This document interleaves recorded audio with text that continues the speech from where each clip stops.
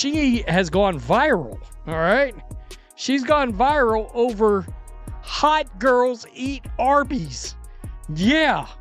She was wearing this outfit, this arrangement into the Chicago Sky game.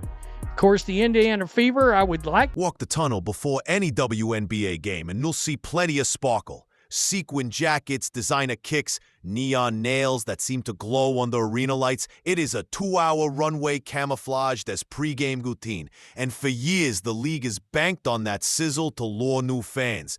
Yet on one July night, the entire glam parade got upstaged by a $10 white tee. Sophie Cunningham stepped through the security arch smiling, ponytail bouncing, no stylist in sight. And fine simple words stretched across her chest. Hot girls eat Arby's. No hashtags, no sponsor logo, no clever double meaning. It was a half inside joke, half fast food confession. That felt almost We know somebody that has gotten ridiculously popular this year with the Indiana Fever. I made a prediction that she was going to be the second most popular player on this team by the end of the year. And then, of course, there was the big incident during the Connecticut Sun game. And by the end of that game, she was known as Caitlin Clark's enforcer, right? The one that's got her back. At times, it feels like the only one that's got her back, if I'm being quite honest. Defiant next to the curated fashion around her. Before she reached the court, social feeds detonated. Screenshots raced through group chats, memes sprouted in real time, and sports desks scrambled. 800,000 Ps went on backorder by dawn. Arby's corporate Twitter replied with nothing but a curly fry emoji, cause even their marketing team was speechless. Meanwhile, rival players, publicists, and branding agencies stared at dashboards that now looked like stock charts after a market crash. The click-through rate on the league's latest Her Time to Shine promo flatlined, while Sophie's shirt clocked engagement numbers normally reserved for Grammy outfits. The irony cut deep. For years, the WNBA has pleaded for mainstream attention, arranging glossy photo shoots and commissioning ad agencies to manufacture viral moments. The league wanted magic. It arrived wearing roast beef humor and zero polish. Cunningham never chased the headline. The headline sprinted after. No knock on Arby's, Sophie, but if you give Arby's 9 out of 10, I'll take you to Racks. I'll buy you some Racks, and I think you will find that hot girls probably eat Racks. Arby's has a new spokeswoman, and it just so happens to be Sophie Cunningham. Yeah, that's right. Sophie Cunningham, who took to her social media to discuss how much she enjoyed a trip that she made to Arby's. Her like a rookie defender biting on a pump fake. This was more than lucky timing. It was the perfect storm of relatability, comedy, and an athlete who refused to play the influencer game by the league's rules. There is an audible buzz that follows star players from parking garage to locker room. But on Barbie night at Gainbridge Fieldhouse, the decibels spiked the second Sophie's shirt came into focus. Fans near the barricades flipped their phones horizontal, hoping to catch proof of what their eyes insisted was happening. By the time local beat writers tweeted the phrase, it trended nationwide alongside playoff baseball scores. Inside 24 hours, custom print-on-demand shops reported enough orders to clog fulfillment lines until preseason. Arby's hadn't planned a campaign, yet it found itself at the center of a cultural flashpoint. Executives greenlit overtime shifts to crank out fresh inventory and quietly wondered how a player with a mid-range stat line. And one thing I like about Sophie is that she's tough. So when Caitlin Clark last week, or not last week, a couple days ago, when Caitlin Clark got destroyed, her girl Sophie came to her defense, and this was the most beast mode thing that I've seen a woman do in WNBA history. Now, Sophie, who's my one of my favorites now, she's become one of my favorite WNBA players. I'm gonna watch her too, like I watch Caitlin. Look at what she did.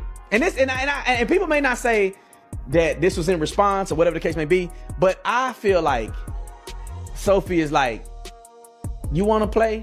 Had just delivered the biggest organic brand lift in company history. Why did that cotton tee land harder than any choreographed tunnel fit montage? because it felt like a secret handshake between Sophie and everyone who has ever inhaled a beef cheddar at midnight. It was self-aware, a little chaotic, completely human. Fans did not purchase fabric. They bought in on a personality that looked suspiciously like their own. The WNBA's marketing arm has long believed in a specific formula. Amplify tunnel fashion, feed micro-dramas into TikTok, season with inspirational voiceovers. Budgets disappeared into slick video edits designed to convert casual scrollers into committed viewers. For stretches, it worked. Engagement rose, sponsorship deals trickled in, and everyone congratulated everyone on being... Sophie Cunningham has broken the internet in multiple ways over the last day.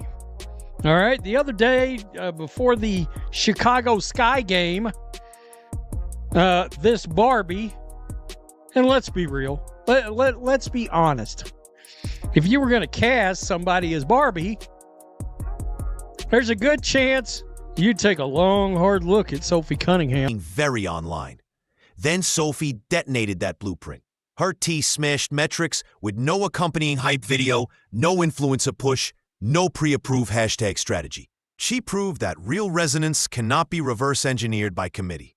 What went viral was not the shirt itself. It was the sudden glimpse of a pro athlete acting without a marketing coach whispering in her ear. The public could smell the difference. They always can. Inside league headquarters, anxiety simmered.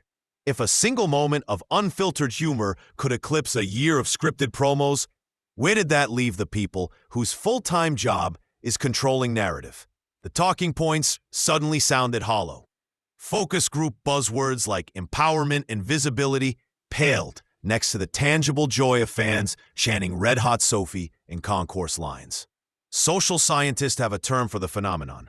As you can see right here, that's Sophie Cunningham.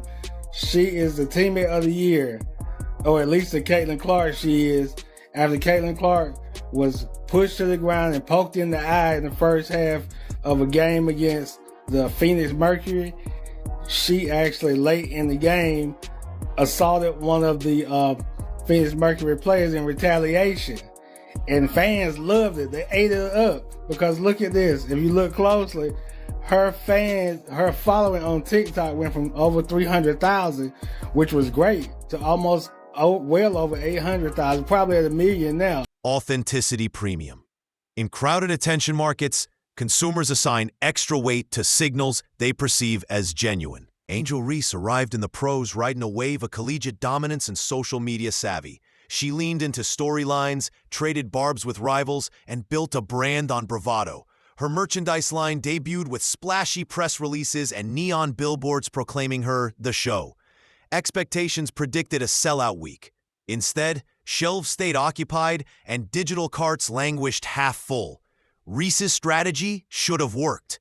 She had viral dances, crossover appeal, and the ear of fashion editors. Yet fans hesitated. They sensed the contour lines of orchestration. When every tweet felt crafted to spark engagement, followers clicked like but stopped short of buying.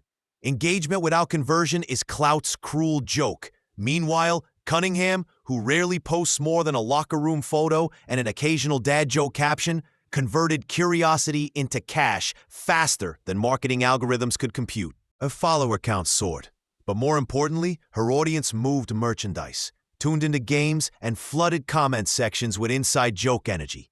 The contrast exposed a harsh reality.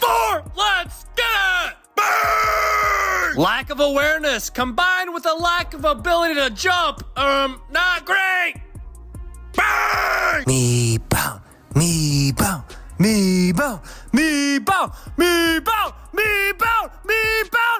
Yeah! Again! Do it for me. Me bound! Burn! 700,000 followers overnight. I don't know if you guys knew, she had like 300 or something less than 48 hours ago. Insane.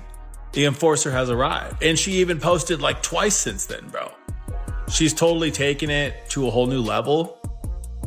Like, Caitlin Clark has a new star. This is like a new star in the WNBA. People ain't gonna like it. People aren't gonna like it. Trace Leches, you know what I'm saying? Caitlin Clark, Sophie Cunningham. Rehearsed provocation cannot compete with spontaneous sincerity. On the third morning after the viral stroll, an Arby's executive chartered a red-eye to Indianapolis, carrying a non-disclosure agreement, a draft endorsement contract, and a bag of curly fries still warm enough to leave grease stains on the folder. Within hours, Sophie inked the fastest mega deal in franchise history. The press release was cheeky. Hot girls eat Arby's and sodas on newest athlete ambassador. The contract reportedly included quarterly content shoots, community events focused on food insecurity, and a limited edition pink merch drop timed for Breast Cancer Awareness Month. The pink variant sold out in 13 minutes, crashing the checkout portal twice. Arby's digital team scrambled to add a virtual waitlist, while Twitter threads filled with screenshots of spinning loading circles. The frenzy dwarfed typical limited sneaker drops, reminding everyone that apparel hype is not exclusive to footwear. For Cunningham, the endorsement was lucrative, but the real win lay in how little she bent to corporate polish. She insisted on filming commercials in one take, requested no script beyond bullet prompts, and vetoed any attempt to retouch footage. Arby's saw I will say that when you are good at basketball, you're pretty, and you got grit, those three things make you bad to the bone. And I think this is one of it's new trends that's going on in the WNBA, in my personal opinion, is that not only will you be good at basketball, but you also, some of these women will look like women, right?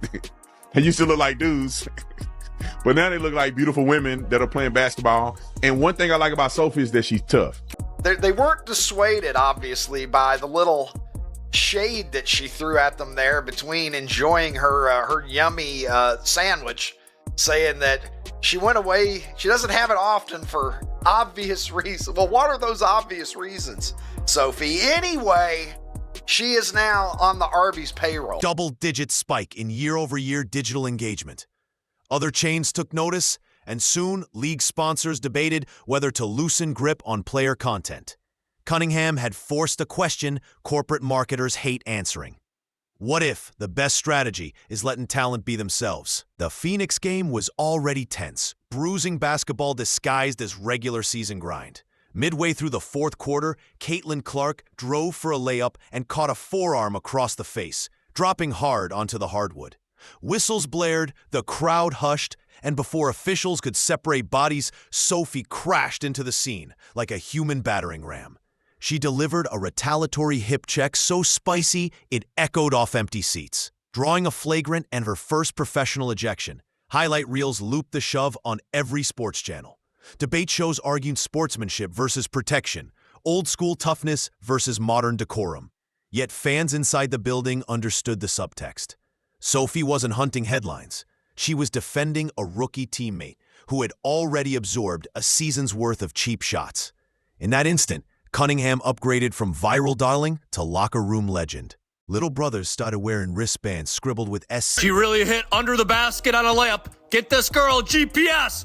Burn! Everybody get up on your feet. It's time to meet and greet the most underpaid athlete. Bang! Like, not bad. Let's take a look, because Arby's saw this and decided that it was a match made in roast beef heaven. C in red marker. A single flagrant transformed her into the league's unofficial bodyguard and reminded audiences that basketball is at its core a collision sport. Traditionalists applauded, calling it a throwback to the Detroit Shock days when physical play demanded mutual respect. Younger fans, raised on highlight dunks, discovered new appreciation for grit. Either way, the league benefited. Ratings spiked for the following FIBA broadcast, and conversation pivoted from fashion to ferocity. Cunningham had done what 1,000 marketing meetings could not. She made hustle go viral. As Sophie's stock soared, the league office faced an uncomfortable audit of its own storytelling tactics. Commissioner Kathy Engelbert offered. Then immediately a petition online from the Caitlin Clark haters to have Sophie Cunningham removed from the WNBA. They're trying to get folks to sign it. They said what she displayed tonight was disgusting. Yeah, it was a hard foul, but now it has the Caitlin Clark fans rallying around her. I don't know. The roast beef sandwich jokes just sort of write themselves at this point. And just like that, I want a cheddar melt. Sophie Cunningham's jersey is going to sell out tonight. The people have been waiting for this. If the refs are not going to do their job, the players are going to have to be the enforcers themselves. This game was chippy from the beginning, and the refs did not do their job. And cites rise in viewership as proof the WNBA is on the right path. Yet inside conference rooms, a quieted debate rages. Are they selling personalities or performance? The answer used to be both, but Sophie Cunningham's explosion revealed the balance is fragile. Front office strategists traditionally anoint a handful of marketable stars and shape campaigns around them. It is efficient but risky because fans eventually sense the puppet strings. When unscripted charisma appears, it exposes the wires. Suddenly, pre-planned story arcs feel stale. Sponsors worry too. They love predictability, yet the Arby's deal proved unpredictability can pay bigger dividends. Now beverage brands wonder if letting players run social takeovers raw and unedited might outpace $1 million commercial shoot. The analytics division ran simulations and discovered authenticity spikes not only impressions but dwell time. Viewers stay longer when content feels spontaneous, even if video quality dips.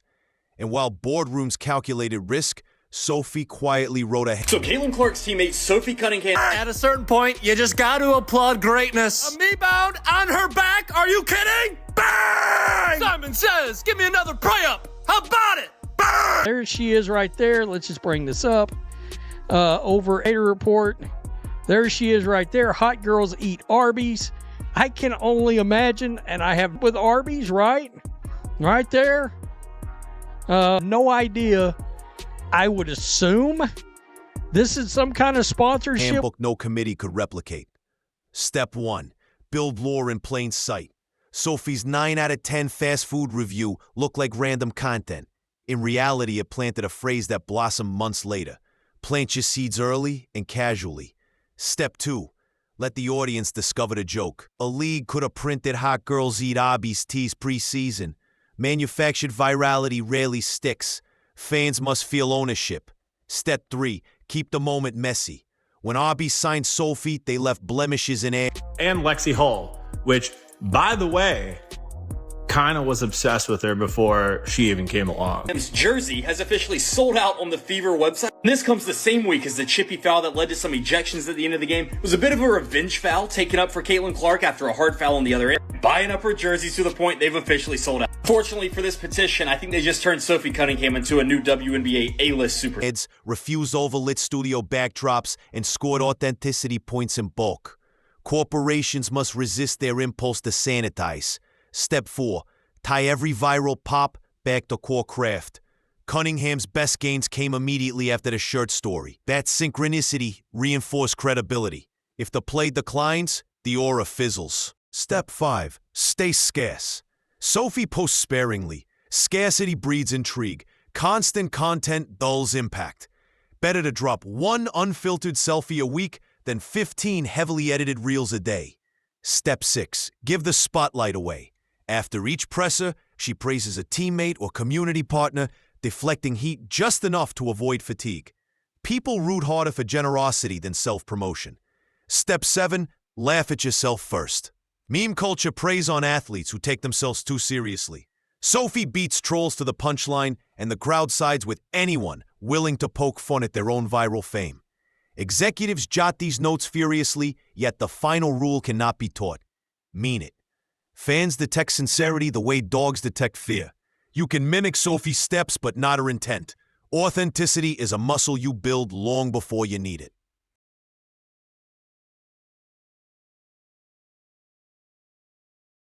Which brings us full circle to a league that has long begged for mainstream relevance and now stands at the threshold of genuine cultural traction. Sophie Cunningham's roast beef revolution is not a quirky footnote. It is a lighthouse warning and guiding in equal measure. It warns the WNBA that clout manufacturing has an expiration date. Audiences, battered by algorithmic noise, will seek truth the moment it appears. Yet it also guides the way forward. Center athletes who would rather eat curly fries on camera than rehearse brand slogans in a studio.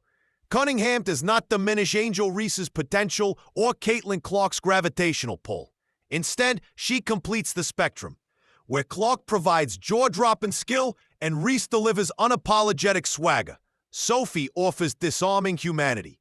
Together, they can broaden the fan base far beyond traditional silos, if the league allows each to bloom in their own soil. So the next time a marketing strategist opens a slide deck proposing coordinated TikTok dances, someone should raise a hand and ask, could this be simpler? Could this be truer? Because a 5-word tee just outperformed every complex initiative on that deck, and no amount of budget can outshine a moment that feels real. In the end, the scoreboard never lies. Fans bought 800,000 shirts, emptied jersey racks, and turned a mid-season game into appointment viewing. All it took was a smile, a snack, and an athlete brave enough to be herself. Authenticity is undefeated. Everything else is just condiments.